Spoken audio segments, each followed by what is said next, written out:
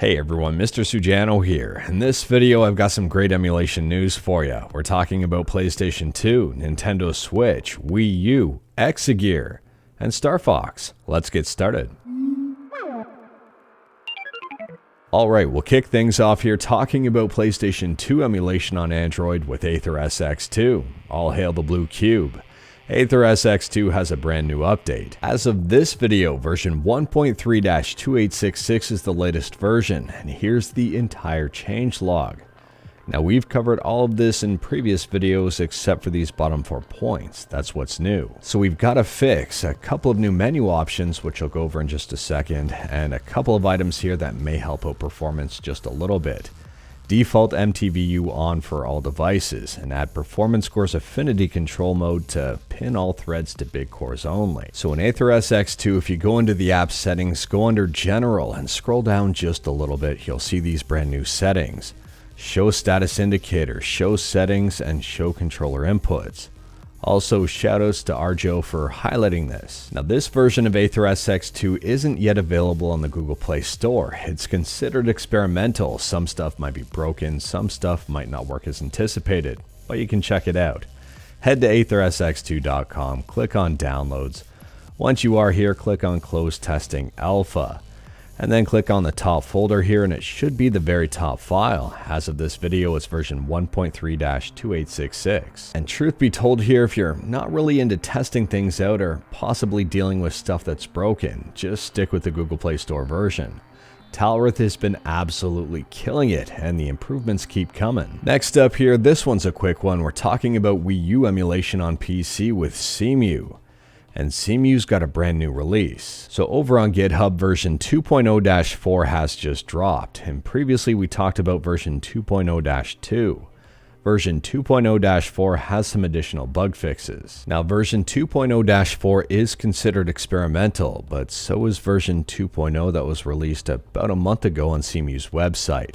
If you wanted to pick up the latest and greatest version, you have to head to GitHub and I'll leave a link to it in the description below. Feel free to check it out. Next up, we're talking about Windows emulation on Android with Exagear, and we've talked about this one in the past a couple of times, and it appears that there are a lot of people with questions about it, which completely makes sense considering this emulator is, I would say, a little bit tricky to get up and running, and configurations can vary from game to game, and it can be quite a headache. Now, fortunately, the folks who are working on Exagear have launched a wiki page. I'll drop a link to it in the description below. At this point in time, it's still very early on. The whole thing hasn't been fleshed out just yet, but it is under development, and hopefully it gets pretty good pretty soon. In my opinion, I think this wiki is going to be heavily used once it's fully complete. I mean, it's going to show the devices that are compatible with Exagear, how to set it up, and also how to optimize or speed up games, both 2D and 3D. Next up, we're talking about Starfox on the Super Nintendo and a couple of patches that were just released.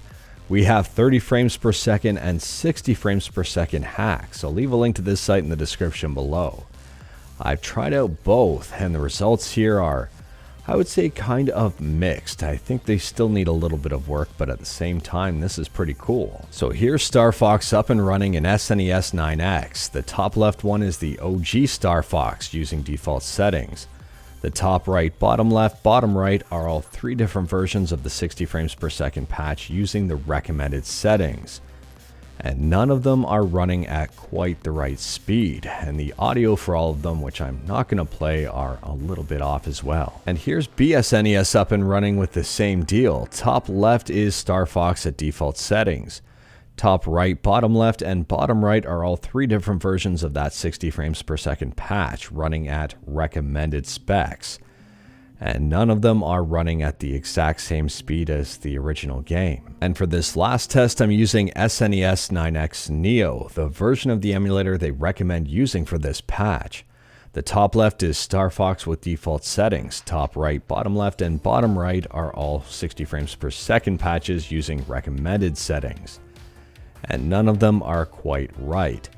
However, I will say the explosions and animations on the 60 frames per second patches seem a little bit smoother. They are nicer. Now, this version of Starfox won't work on the SNES, and if you're using the 30 or 60 frames per second patch, you may have to tweak some settings to get it running exactly the way you want. And for the record, the recommended settings can be found right on the ROM hacking page or within the README file. And the special version of SNES 9X, SNES 9X Neo, can be found on GitHub, and I'll drop a link to it in the description below. And last up, we're quickly talking about Nintendo Switch emulation on Android with Skyline. And this is more or less just an update. So previously we talked about Skyline version 1353. If you want to check it out, head to skyline-emu.1. It's 100% free. Now, the testers have had some time to really dig their teeth into this new version. And if you've got a Mali GPU, Mali is not the best GPU to have for Skyline or Aether SX2 or really emulation in general. However, on Skyline here, things are getting better. So this is Rayman Legends. Obviously, it's not running that great, but at the same time here, it is running. And I mean, this kind of looked like what Snapdragon did a number of months back. So seeing this up and running on Mali is a very good thing. I am very optimistic for what's going to happen in the future. Someone has Super Mario Odyssey up and running at about 60 frames per second. Now, the game isn't fully playable just yet. It does crash. There are a lot of issues with it. But this section running at 60 frames per second is pretty impressive. Overcooked 2 is running decently on a Snapdragon 778G. Not full speed, but at the same time, this is looking good. And Pokemon is looking and running a little bit better. If you take a look at the top right hand corner, you can see that the GPU and CPU are not maxed out. One of the huge benefits of Skyline over something like EGNS. As a bonus piece of news, it looks like a Gears of War remastered collection is becoming more and more of a possibility. Microsoft has registered a new Gears of War trademark. At this point in time, the trademark isn't specific enough to know really exactly what Microsoft is doing, but if you're a fan of Gears of War, the series is alive and well, and I'm kind of curious to see what's next. And now for another Launchbox lifetime license giveaway, either for Android or Windows, entirely the winner's pick.